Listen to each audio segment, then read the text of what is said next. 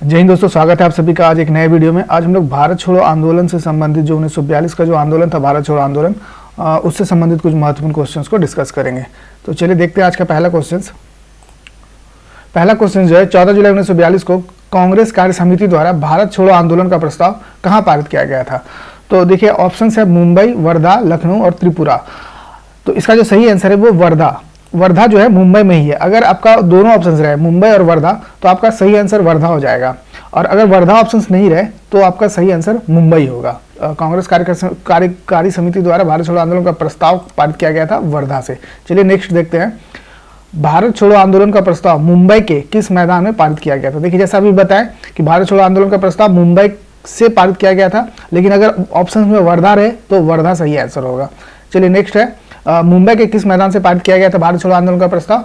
तो वो जो मैदान था इसका देख लीजिए, ऑप्शंस मैरिन ड्राइव मैदान, काला घोड़ा मैदान, चैम्बूर मैदान या फिर ग्वालियर टैंक। तो ग्वालियर टैंक मैदान था। ग्वालियर टैंक मैदान से जो है भारत छोड़ो आंदोलन का प्रस्ताव पारित किया गया था।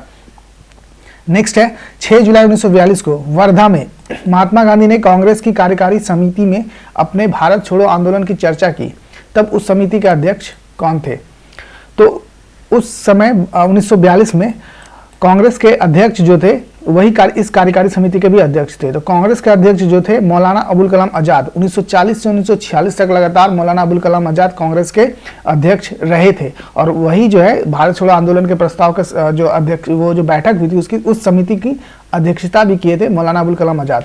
तो एक और क्वेश्चन है इंपॉर्टेंट कि सबसे अधिक समय तक कांग्रेस के अध्यक्ष पद पे कौन बने रहे। तो उसका जो आंसर हुआ मौलाना अबुल कलाम आजाद। मौलाना अबुल कलाम आजाद से एक और क्वेश्चन बनता है कि सबसे यंगेस्ट अध्यक्ष, कांग्रेस के सबसे यंगेस्ट अध्यक्ष कौन थे। तो वो भी मौलाना अबुल कलाम आजाद ही होगा आंसर। तो याद रखिएगा मौलाना अबुल कलाम आजाद 1940 से 1946 तक कांग्रेस के अध्यक्ष पद पे थे। चलिए नेक्स्ट देखते हैं, भारत छोड़ो आंदोलन कब प्रारंभ हुआ। भारत छोड़ो आंदोलन ऑप्शन है 9 अगस्त, 10 अगस्त, 15 अगस्त और 16 अगस्त। तो इसका जो सही आंसर है 9 अगस्त को भारत छोड़ो आंदोलन प्रारंभ हुआ था, लेकिन इसका प्रारंभ होने से पहले 8 अगस्त को जो है प्रस्ताव पारित हो चुका था और आंदोलन प्रारंभ 9 अगस्त को हुआ था। तो इस जो अब अगर क्वेश्चन है भारत छोड़ो आंदोलन का प्रस्ताव कब पारित हुआ था तो वो उसका आंसर 8 अगस्त हो जाएगा।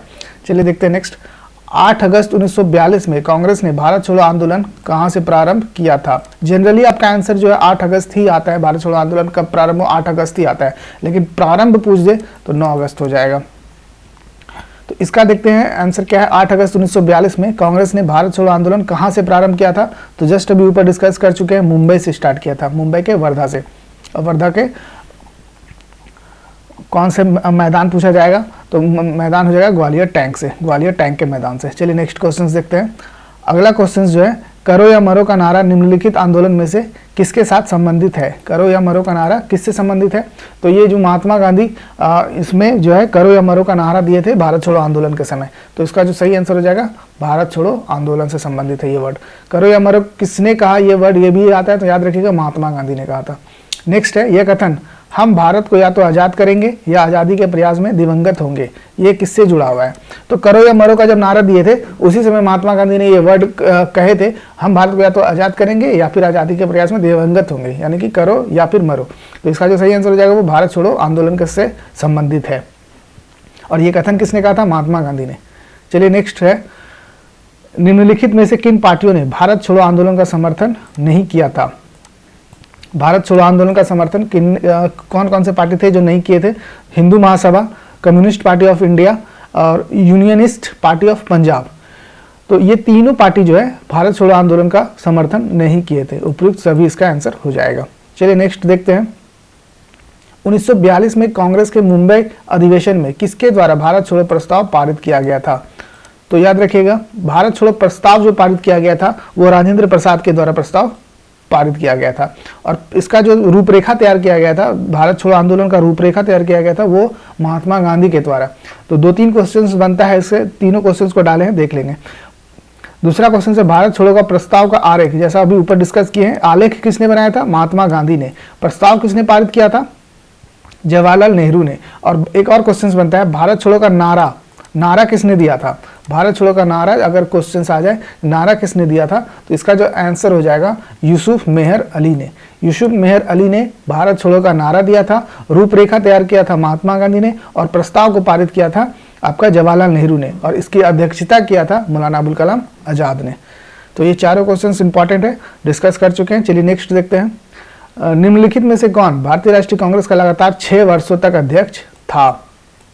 जस्ट पहला क्वेश्चन में ही डिस्कस किए हैं कि 6 वर्ष तक लगातार कौन सा आपका लगातार अध्यक्ष बना हुआ था? अबुल कलाम आज़ाद 1940 से 1946 तक।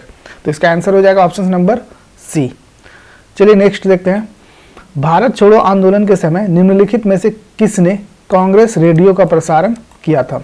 तो भारत छोड़ो जब आंदोलन चल रहा था तो रेडियो, उस समय रेडियो का प्रसारण होता था, और रेडियो के प्रसारण के माध्यम से देश के लोगों को जागृत करने का काम कर रहे थे। तो इसका जो ऑप्शन देख लीजिए, कौन? अरुणा आसफ अली, जयप्रकाश नारायण, उषा मेहता और उपरोक्त में से कोई नहीं। तो कौन प्रसारण किया था, किसने प्रसारण कर रहा था? तो इसका जो आंसर है उषा मेहतो। उषा मेहतो क्या कर रहे थे? रेडियो के थ्रू भारत छोड़ो आंदोलन का प्रचार प्रसार कर रहे थे। तो सही आंसर हो जाएगा Usha Mehto, option number C. चलिए नेक्स्ट है, अगला क्वेश्चन जो है, भारत छोड़ो आंदोलन के समय इंग्लैंड के प्रधानमंत्री कौन थे? तो भारत छोड़ो आंदोलन के समय इंग्लैंड के जो प्रधानमंत्री थे वो विंस्टन चर्चिल थे। ऑप्शन नंबर बी इसका सही आंसर हो जाएगा, विंस्टन चर्चिल। नेक्स्ट देखते हैं, अमेरिकी पत्रकार जो महात्मा गांधी के भारत छोड़ो आंदोलन के दौरान उसके साथ थे, उसका क्या नाम था? तो जो अमेरिकी पत्रकार थे जो भारत छोड़ो आंदोलन के समय महात्मा गांधी के जीवनी के ऊपर कार्य कर रहे थे, यानी कि महात्मा गांधी के जीवनी को लिखे थे, उनका नाम था आपका लुईस फिशर।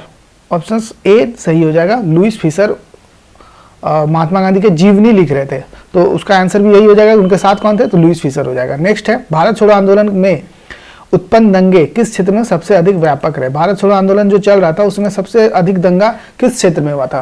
तो इसका जो है बिहार और यूपी, बिहार और संयुक्त प्रांत में जो है सबसे अधिक दंगा हुआ था। यूपी में भी जो आपका गोरखपुर वगैरह, बलिया वगैरह, इस सब क्षेत्र में बहुत अधिक हुआ था, और बिहार के क्षेत्र में भागलपुर, मुंगेर, छपरा, सारण, चंपारण, इन सभी क्षेत्रों में बहुत अधिक व्यापक दंगा हुआ था। तो इसका जो आंसर हो जाएगा 1 और 4, 1 और 4 ऑप्शन नंबर डी इसका सही आंसर हो जाएगा। चलिए नेक्स्ट देखते हैं, भारत छोड़ो आंदोलन के संदर्भ में महात्मा गांधी को कहां बंदी बनाया गया था? महात्मा गांधी को बंदी बनाकर रखा गया था 8 अगस्त 1942 को जो है भारत छोड़ो आंदोलन स्टार्ट हुआ। 9 अगस्त को जितने भी कांग्रेस के राजनेता थे, जितने भी कार्यकारी नेता थे, उन सभी को लगभग गिरफ्तार करके किसी न किसी महल में या किसी न किसी जेल में बंदी बना लिया गया था। तो उसी क्रम में भारत छोड़ो आंदोलन के समय में महात्मा गांधी को 9 अगस्त 1942 को बंदी बनाकर पूना के आगा खां महल में रखा गया था। मुंबई, इसका सही आंसर हो जाएगा मुंबई के पूना में आगा खां पैलेस, ये सही आंसर है। चलिए नेक्स्ट देखते हैं, डॉक्टर राजेंद्र प्रसाद को भी 9 अगस्त 42 को गिरफ्तार कर लिया गया था, और उनको गिरफ्तार करके पटना के बंकीपुर जेल में भेज दिया गया था। तो क्वेश्चन क्या है, डॉक्टर राजेंद्र प्रसाद को 9 अगस्त 1942 को गिरफ्तार करके कहाँ रखा गया था, कहाँ भेजा गया था? तो बंकीपुर जेल। ये बंकीपुर जेल पटना में है। ये बीपीएससी में बहुत रिपीट हुआ है ये क्वेश्चन। चलिए नेक्स्ट देखते हैं, जयप्रकाश नारायण को राष्ट्रीय स्तर के नेता की पहचान किस संदर्भ में मिला? तो जयप्रकाश नारायण जो है 1942 भारत छोड़ो आंदोलन के समय में हाईलाइट हुए, और उसी समय से राष्ट्रीय स्तर के नेता के रूप में जाने जाने लगे। तो ये भारत छोड़ो आंदोलन इसका सही आंसर हो जाएगा, भारत छोड़ो आंदोलन। इससे पहले जयप्रकाश नारायण का नाम आप उतना नहीं सुनेंगे। इससे पहले जितना भी आंदोलन हुआ था, असहयोग हो, सविनय अवज्ञा हो, या जो भी आंदोलन था, उसमें जयप्रकाश नारायण का उतना चर्चा नहीं मिलेगा। लेकिन भारत छोड़ो आंदोलन के बाद से बिहार के राजनेताओं में ये जयप्रकाश नारायण का चर्चा आपको देखने को मिलेगा। तो जयप्रकाश नारायण जो राष्ट्रीय स्तर के नेता के रूप में जाने जाने लगे भारत छोड़ो आंदोलन के बाद। नेक्स्ट है, कथन है और उस पे कारण है। तो पहला कथन क्या बोल रहा है कि भारत छोड़ो आंदोलन के परिणाम स्वरूप अंग्रेज और मुसलमान कांग्रेस के प्रति समान घृणा के कारण एक दूसरे के नजदीक आ गए। यानी कि अंग्रेज मुसलमान और कांग्रेस में जितने भी थे आपका हिंदू जाति वर्ग के लोग और मुसलमान वर्ग के लोग एक हो गए भारत छोड़ो आंदोलन के कारण। ये आपका कथन है। दूसरा क्या है, जिन्ना ने ब्रिटिश सरकार के पक्के सहयोगी की तरह कार्य किया और मुसलमानों को 1942 के कांग्रेस आंदोलन से दूर रहने के लिए कहा। तो ये भी आपका कारण जो है दोनों सही है। जिन्ना जो है कभी भी कांग्रेस के सपोर्ट में खड़े नहीं हुए, जिन्ना हमेशा कांग्रेस के विरोधी रहे, कांग्रेस के जितने भी आंदोलन थे उसमें भाग नहीं लिया। तो ये जो है आपका ऑप्शन कारण जो है ये भी सही है कि जिन्ना ने जो है मुसलमानों को 1942 में कांग्रेस आंदोलन से दूर रहने के लिए कहा। और पहला ऑप्शन आपका कथन भी सही है ये जो है 1942 में भारत छोड़ो आंदोलन के समय अंग्रेजों के क्रूरता की वजह से मुसलमान और कांग्रेस एक दूसरे के काफी नजदीक आ गए। तो इसका ए और आर दोनों सही हो जाएगा, और आर ए सही का स्पष्टीकरण करता है, ऑप्शन ए सही हो जाएगा। भारत छोड़ो आंदोलन से संबंधित इतना जो भी महत्वपूर्ण क्वेश्चन था सभी को हमने इसमें कवर किया है। मिलते हैं फिर नेक्स्ट वीडियो में, तब तक के लिए जय हिंद।